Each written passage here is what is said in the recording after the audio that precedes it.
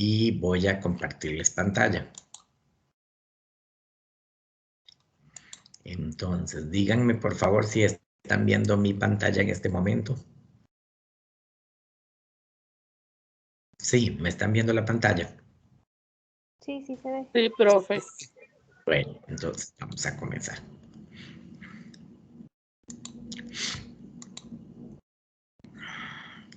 Bueno, entonces vamos hoy a ver el capítulo número 2. Antes de eso les recuerdo las fechas, ¿verdad? Recuerden que este curso se ganaba con 7. Recuerden que ustedes van a hacer, aquí puse mal, ¿verdad? Porque en realidad es 3 proyectos, no es tarea. Aquí se me olvidó borrar la palabra tarea y ponerle proyecto. El proyecto 1 tiene un valor de 3.5% y va a ser la materia del capítulo 1 y del capítulo 2 de la unidad didáctica. Y ese lo presentan del 14 al 18 de marzo. Luego viene el proyecto 2, que vale 3%. Ese proyecto 2 solo se va a evaluar el capítulo 3, que va del 4 al 8 de abril. Y por último, el proyecto 2, que también tiene un valor de 3.5%, y ahí se evalúan los capítulos 4 y 5 de la unidad didáctica y de la antología. Ese último proyecto lo presentan del 2 al 6 de mayo. Recuerden algo muy importante, este curso no tiene reposición. Si ustedes no presentan el proyecto 1, por ejemplo, ya perdieron el curso. Vean que aunque se saquen un 100 en los otros dos, la nota, si ustedes suman 3 más 3.5, les va a dar 6.5, la nota se queda. Ustedes ocupan un 7 para poder pasar, ¿verdad? Entonces, cuidado, se les pasa la fecha de presentación de los proyectos porque a veces ocurre y ahí por más correos que ustedes manden y por más cosas, ¿verdad? Si no tienen una justificación válida, no hay cómo podérselas recibir. No me la manden al correo personal, no me la manden al correo de la UNED porque no se las puedo calificar ahí. Solo se puede calificar lo que está en el entorno de Estudiabo. Entonces, téngalo presente, ¿de acuerdo? Otra recomendación es que no se les olvide que no esperen hasta el final para enviarle el proyecto. Es que si la hora de entrega límite es a las 11:30 de la noche, que no se esperen a las 11:30 para enviarle el proyecto. Traten, ojalá, de enviarlo temprano. Si se esperan hasta el viernes, no importa, pero traten de enviarlo el viernes temprano, en la tarde, en la noche, a las 6, 7 de la noche. Pero no se esperen hasta las 11 de la noche para enviarle el proyecto porque se les puede ir la luz, se les puede pasar algún problema con el internet y ya se quedaron sin enviar el proyecto. ¿De acuerdo? Algo que me pidió la directora de cátedra que les recordara es que la directora de cátedra, doña Ana Cristina Flores, ella responde únicamente lo que tiene que ver con notas, o sea, con la parte administrativa. Digamos, si ustedes tienen alguna consulta de la materia propiamente, no tienen que escribirle a ella porque ella no se encarga de esas cosas. Se supone que el encargado de consultarles, de responderles a ustedes las consultas, es el profesor que está en el entorno, ¿de acuerdo? Por cualquier cosa. Bueno, esto del WhatsApp es porque a algunos les gusta hacer grupos de WhatsApp, pero siempre la recomendación es que tengan cuidado con esos grupos porque a veces la información que circula en los grupos de WhatsApp no siempre es la correcta. Bueno, entonces, ¿qué fue lo que pasó? El desarrollo de la literatura en la primera mitad del siglo XX. O sea, aquí vamos a hablar de cuál fue el desarrollo de la literatura en las 4 primeras décadas del siglo XX. De acuerdo, que vamos a ver que la literatura que se nos presenta en este segundo capítulo va a ser muy diferente a la visión que nos presentaron los escritores de la generación del Olimpo, ¿de acuerdo? Entonces, antes de entrar propiamente con estas nuevas generaciones de escritores que vamos a estudiar, me gustaría que repasáramos un poquito cuál fue la visión de identidad que plantearon los escritores de la generación del Olimpo, o sea, cuáles fueron las principales características, los principales rasgos que distinguieron a esta generación del Olimpo. Es importante que ustedes los tengan presentes para que puedan hacer una comparación con respecto a los escritores que vamos a ver ahora, porque como les digo, la visión era totalmente opuesta. Algo que caracterizó primero a la generación del Olimpo es que ellos promovieron una imagen tradicional de la familia y del campesino. Recuerden que esa imagen tradicional es porque, digamos, ellos planteaban que la familia estaba conformada por el padre, por la madre, por los hijos, que en esa familia la cabeza, era el patriarca, o sea, era el padre, que normalmente el padre se presentaba como un campesino bueno, que era una persona religiosa, trabajadora, responsable, buen padre, buen esposo, que además era una persona honrada. A veces lo presentaban como un poco ingenuo, pero como que de alguna manera este modelo de familia respondía a una familia tradicional. Nunca los escritores de la generación del Olimpo presentaban así como una familia formada por una madre soltera con hijos, como que no. Ellos trataban de esa familia como que no presentarla. Ellos más bien promovían la imagen de una familia tradicional, donde siempre el patriarca, el hombre, ¿verdad? Era el jefe de esa familia, la cabeza de esa familia, y por lo tanto, por ser la cabeza de esa familia, también era el representante de ciertos valores. Después, algo que caracterizó hacia la generación del Olimpo, que era así como una de sus principales características, es que ellos idealizaban, ellos plantearon una imagen idílica de la mujer, del paisaje, de la familia y del campesino nacional. ¿Qué quiere decir idealizar? Bueno, idealizar lo que quiere decir es, digamos, como cuando ellos presentaban a la mujer, era casi que como una mujer sin defecto, o sea, idealizado quiere decir que está convertido en un ideal, o sea, es cuando algo se pone así como en un pedestal y que casi que no le encontramos ningún defecto, ninguna mancha, ningún error. La mujer que ellos presentan era la imagen de una mujer buena, noble, trabajadora, responsable, virgen, ¿verdad? ¿Se acuerdan de Jacinta cuando se casó con Lencho? También era una mujer amorosa en cuanto al cuidado de sus hijos, en cuanto al cuidado de su esposo, ¿verdad? Entonces la mujer, además de que era una mujer hermosa, casi siempre la imagen que ellos presentaban de la mujer campesina costarricense, pues era una imagen de una mujer hermosa. Acuérdense Adela, acuérdense Jacinta, ¿verdad? Normalmente esa mujer respondía a un ideal, casi que no tenía ninguna mancha, ningún pecado, ningún defecto. Ellos idealizaban el paisaje también porque, digamos, como que el campo que ellos presentaban, ¿verdad? Esta imagen del campo, el campo se mostraba casi siempre en las obras como un lugar ideal para vivir. En el campo el campesino podía obtener todo lo que necesitaba para vivir. El campo le daba los alimentos necesarios, el campo le daba tranquilidad, le daba paz. La vida en el campo se presentaba como muy risueña, muy tranquila, muy repetitiva, pero tranquila, llena de paz. El campesino era una persona que vivía sin grandes problemas, que no tenía como que luchar mucho por subsistir porque el campo le brindaba lo necesario, ¿de acuerdo? Y también se estaba idealizando la imagen del campesino. Como les digo, casi siempre el campesino que presentaron los de la generación del Olimpo era la de un hombre bueno, responsable, religioso, buen padre, buen esposo, etcétera, ¿de acuerdo? La vida del campesino, como les decía, se presenta muy pacífica, muy tranquila, sin grandes problemas, como que parecía que el campesino no tenía que luchar contra grandes cosas, no tenía que enfrentarse a grandes retos, como que ser campesino era sinónimo de vivir en paz y de vivir bien. Eso era lo que promovían los escritores de la generación del Olimpo. Por eso decimos que el campo para estos escritores se presenta como un lugar ideal. Ideal para vivir, ideal para formar una familia, ideal para trabajar, ideal para criar los hijos, etc. Entonces el campo era un lugar donde no había vicio, no había eh, corrupción, no había maldad. La gente del campo era muy buena, donde a veces presentaban ellos que estaba el vicio y que estaba la corrupción y que estaba la maldad, pues era en la ciudad, ¿verdad? Precisamente.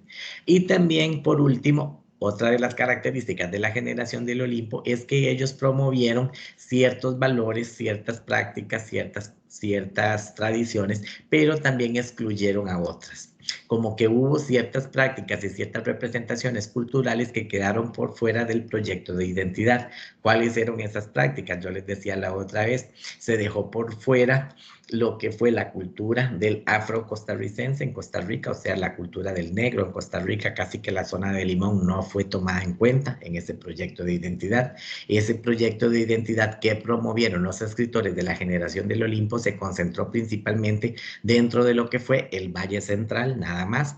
Se excluyó un poco también la zona de Guanacaste, las zonas costeras, las zonas ganaderas y las zonas alejadas de este Valle Central, como que pareciera que todo lo que ellos promovieron como identidad era lo que estaba dentro del Valle Central y lo que estaba fuera de eso como que no fue tomado en cuenta, se excluyó. Bueno, entonces aquí tenemos unos representantes de la generación del Olimpo para que ustedes los recuerden. Magón, ¿verdad? Que Magón fue el autor de Unos novios, ¿verdad? Los cuentos de Magón. Les había hablado la otra vez. Este otro señor, Aquileo Echeverría, que fue el que escribió Las Concherías. De hecho, creo que ahí en la antología viene un fragmento de una conchería mercando leña, ¿verdad? Que es de Aquileo. Carlos Gallini y Ricardo Rentería, que fueron los dos escritores que participaron en la polémica del nacionalismo en literatura. Recuerden la polémica que fue el pleito entre Carlos Gallini y Ricardo Rentería por la forma como escribió el libro, ¿verdad? Eso lo hablamos la otra vez. Manuel de Jesús Jiménez, Manuel Argüello Mora, Pío Víquez, entre otros. Entonces, estos son algunos de los representantes de la generación del Olimpo. ¿Estamos? Porque a veces les piden representantes. Bueno, cuando hacían exámenes tradicionales les podían... Rob, soy esa cochinada, no es que lo tiene guardado también. Recuerden apagar los micrófonos, por favor. Ya. Cuando hacían exámenes tradicionales se les pedía citar a algunos representantes de la generación del Olimpo. No sé ahora, porque como yo no sé cómo va a venir el proyecto, entonces no podría decirles si les van a preguntar por eso, pero es para que tengan presentes cuáles escritores formaban parte de esta primera generación de la literatura en Costa Rica, ¿de acuerdo? Bueno, vámonos ahora a lo que fue la literatura en el siglo XX. ¿Qué pasa aquí? Bueno, resulta que cuando llega este siglo XX, ¿verdad? Cuando estamos hablando del siglo XX ya estamos hablando del año 1900. Recuerden, siglo XIX es el año 1800. Todo esto que vimos en el capítulo 1 fue la literatura que se desarrolló en el año 1800 y algo aquí en Costa Rica.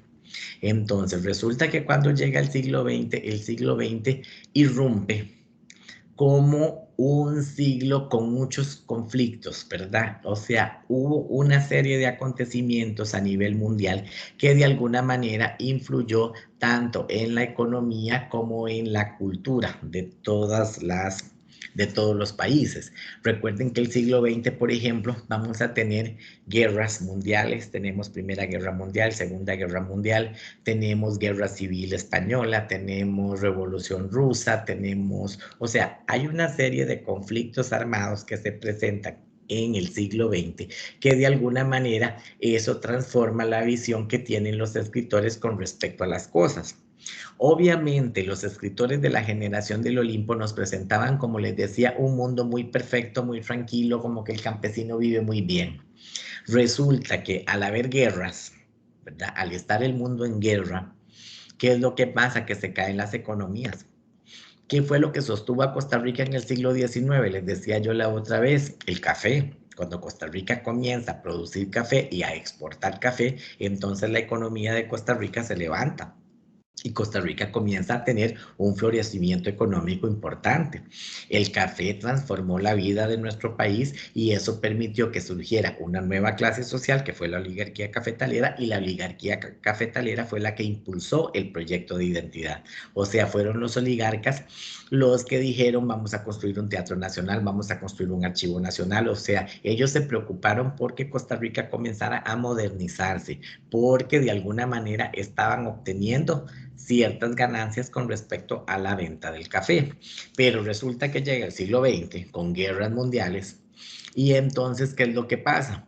Que ya no nos están comprando café, ya los precios del café cayeron, ya la economía de Costa Rica comenzó a resquebrajarse, ya el campesino comienza a tener problemas. Entonces, obviamente, los escritores de este siglo XX no pueden seguir presentando un campesino con una vida muy perfecta, porque el campesino la estaba pasando mal. O sea, el campesino estaba pasando hambre, el campesino estaba sufriendo explotación, el campesino estaba siendo maltratado por los oligarcas, el campesino estaba sufriendo la injusticia, la desigualdad, el desempleo, el hambre y la miseria. Entonces, recuerden lo que les decía la otra vez. El texto responde al contexto. O sea, lo que está pasando en el país, en el contexto, de alguna manera influye en lo que el escritor escriba. Y entonces un escritor no podía seguir hablando de una vida muy perfecta, muy tranquila y de un campesino feliz y contento cuando un campesino la estaba pasando mal. Entonces los escritores de esta generación que vamos a ver, de estas generaciones que vamos a ver, son escritores que se enfocan en presentar estas problemáticas que está viviendo el campesino en nuestro país y en el mundo entero, porque digamos aquí vamos a ver, como les decía, en el siglo XX se dan una serie de transformaciones a nivel mundial que influyeron en la manera en cómo los escritores presentaban la identidad. Por ejemplo, comienza, ¿verdad? A nivel mundial se dieron muchas cosas. Primero, intervención de los Estados Unidos en América Latina. Creo que eso, y si alguno de ustedes sabe un poquito más al respecto, me corrigen. Hubo un presidente de los Estados Unidos, que me parece que fue Franklin Delano Roosevelt, cuando él promovió lo que se llamó la política del garrote, que fue una política en la cual Estados Unidos puede intervenir en cualquier conflicto, y yo no sé si hasta la fecha eso se mantiene, que creo que sí, que Estados Unidos puede intervenir en cualquier conflicto que se presente en América Latina. Por eso Estados Unidos intervino en Panamá cuando se armó el conflicto con Noriega y todo este asunto. O sea, como que de alguna manera Estados Unidos comenzó a promover esa política expansionista que también se llamó. Después tenemos la Revolución Mexicana, tenemos la Primera Guerra Mundial, que me parece que fue en 1910 al 14, ¿verdad? Por ahí. La Revolución Rusa, que fue en 1917. ¿Qué más pasó, digamos, en el caso de nuestro país? En nuestro país se dio la dictadura de los hermanos Tinoco, se dio la crisis de 1929, una crisis muy fuerte en la que se cayó la economía costarricense y en realidad los campesinos empezaron a pasarla muy mal. Se dio la huelga bananera de 1934 y después la guerra civil de 1948. ¿De acuerdo? Perdón, me dicen si alguno de ustedes ocupa ver la diapositiva o no sé qué, porque a veces voy un poquillo rápido, entonces se ocupan que vaya más despacio con las diapositivas, me dicen por si ocupan tomarle alguna foto o algo así, ¿verdad? Entonces, bueno, vean que de alguna manera, dígame, perdón. Yo estoy escribiendo, que así rápido, pero sí, yo sí ocupo ver la diapositiva. Ok, perfecto, entonces me dicen nada más. Pero estos, digamos, son algunos de los acontecimientos que estaban viviendo en el mundo, digamos, en este siglo XX. A veces hay gente que dice, pero ¿en qué nos afecta una guerra que está pasando allá por el otro, digamos, una revolución mexicana, por ejemplo? ¿O en qué nos afecta la guerra mundial si tal vez Costa Rica no estaba participando en la guerra? Bueno, obviamente una guerra afecta a todo el mundo, ¿verdad? La economía se ve interrumpida, las exportaciones, las importaciones. Vean esta guerra que está pasando ahora en Ucrania y Rusia, ¿verdad? Entre Ucrania y Rusia, ¿verdad? Como que de alguna manera ha disparado los precios del petróleo, o sea, influye de manera negativa en todas las economías a nivel mundial. Y vean que para peores, en este siglo XX no tuvimos una, sino tuvimos un montón de conflictos armados, ¿verdad? La Revolución Mexicana, la Primera Guerra Mundial, la Revolución Rusa, la Guerra Civil Española de 1936, luego viene la Segunda Guerra Mundial, que fue mucho peor que la primera. Entonces, como que de alguna manera todos estos conflictos armados van a influir en la economía, no solo de Costa Rica, sino del mundo entero. Entonces, por eso les decía, la visión que vamos a tener en los textos que vamos a ver en este capítulo 2 va a ser una visión diferente, porque ya los escritores no me pueden seguir presentando un campesino viviendo feliz y contento, como les digo, cuando los campesinos ya estaban comenzando a pasar hambre, cuando en el campo no había que comer, cuando en el campo los campesinos eran explotados por los oligarcas, ¿verdad? Entonces ya más bien la literatura trata de ir reflejando todas estas cosas que está viviendo el campesino, ¿de acuerdo? Bueno, entonces, siguiendo con ese marco, dice que el proyecto de la generación del Olimpo fue cuestionado, o sea, el modelo de identidad que propusieron los escritores de la generación del Olimpo fue resquebrajándose, fue comenzando a romperse, como que ya la gente empezó a decir no, ya No podemos seguir presentando una imagen idílica, o sea, una imagen perfecta de la vida del campesino cuando el campesino la está pasando mal. Entonces, los escritores de esta generación, digamos, de este siglo XX, van a proponer una visión como mucho más realista, como mucho más apegada a la realidad, a lo que los campesinos están viviendo en ese momento, que casi siempre pues va a ser un poco negativo, o sea, ya no nos van a presentar una visión tan tranquila ni tan perfecta, sino más bien una visión como más realista, más apegada a lo que el campesino está viviendo. Después, el modelo de Estado-Nación que había propuesto los de la oligarquía, que habían propuesto los escritores de la oligarquía, revelaba un conjunto de problemáticas y esas problemáticas se comienzan a hacer evidente en el siglo XX. Ya cuando comienza el siglo XX, en el año 1900, ¿verdad? Que les decía, entonces ya esa visión de Estado, ese modelo de Estado ya comienza a resquebrajarse, ya comienzan a presentarse los primeros síntomas de desigualdad social, como que se empezaba a revelar que en realidad este modelo de Estado era muy desigual. Este Estado que nos habían propuesto los escritores de la generación del Olimpo era un modelo de Estado que beneficiaba a unos cuantos. ¿Quiénes eran los beneficiados con este modelo de Estado? Pues la oligarquía. Ya, los de la oligarquía, es que es curioso, digamos, cuando los de la oligarquía comienzan a promover la identidad y proponen un proyecto de Estado, ellos hacían ver como que ese modelo de Estado que ellos estaban proponiendo era muy bueno, era lo mejor para el país. Pero luego, en el siglo XX, ¿verdad? Ya como que ese modelo comienza a reflejar problemáticas, comienza a reflejar desigualdad, comienza a reflejar injusticia. Entonces ya los escritores comienzan a hablar de eso. Y por eso dice ahí que se desataron los primeros síntomas de proletarización y de desigualdad social. O sea, acá aparece el proletariado, que es esta clase trabajadora que casi siempre es explotada. La clase proletaria normalmente es la clase obrera, la clase trabajadora, pero que normalmente siempre se le paga un poco menos por su trabajo.